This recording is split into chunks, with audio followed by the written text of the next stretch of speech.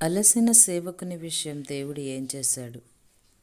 మొదటి రాజులు 19వ అధ్యాయం 7వ వచనం. నీ శక్తికి మించిన ప్రయాణం నీకు సిద్ధమై ఉన్నది. అలసిపోయిన తన సేవకుని విషయం దేవుడు ఏం చేశాడు? తినడానికి ఆహారం ఇచ్చి నిద్రపొమ్మన్నాడు. ఏలియా చేసింది చాలా ఘనకార్యం. ఆ హుషారులో రథం కంటే ముందుగా పరిగెత్తి గమ్యాన్ని చేరుకున్నాడు. అతని దేహం అలసిపోయింది. నీరసంతో పాటు దిగులు ముందుకొచ్చింది. శారీరక రుగ్మతల్ని కూడా పట్టించుకోవాలి. మరి మనుషుల్లో గొప్ప గొప్ప వాళ్ళకు కూడా ఏలియాలాగా బదరి వృక్షం కిందకి చేరాల్సిన సమయం వస్తుంటుంది. ప్రభువు మృదువుగా మాట్లాడే మాటలు వాళ్ళకి సేద తీరుస్తాయి. నీ శక్తికి మించిన ప్రయాణం ఇది. నేను నిన్ను బలపరుస్తాను. శారీరకమైన బలహీనతను ఆత్మ సంబంధమైన బలహీనతగా ఎంచి దిగులు పడకండి. ప్రార్థించడానికి కూడా ఓపిక లేదు.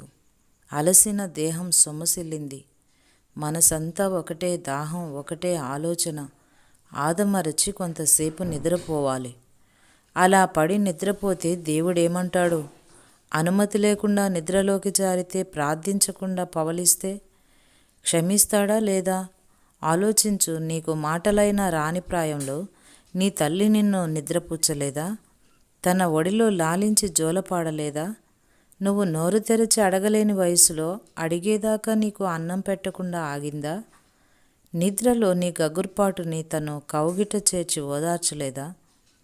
నీ బాల్యప్రాయంలో చెప్పడం చేతగాని వేళ ఆ తల్లి ప్రేమ నీకు గుర్తులేదా?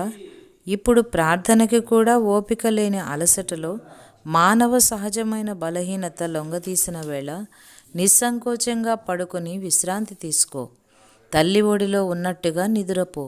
నీ పరమ తండ్రికి తెలుసు నీ అలసట. పసిపాపలాగా హాయిగా నిద్రపో. తలవాల్చవచ్చా లేదా అని సందేహం వద్దు. నువ్వు అలసిపోయిన విషయం తండ్రికి తెలుసు. నోటి మాటల ప్రార్థన ఒక్కటే కాదు ఆయన్ని చేరేది. నీ హృదిలోని ప్రేమని చూడగలడాయన. నీకు ప్రార్థించడం వచ్చునని ఆయనకు తెలుసు.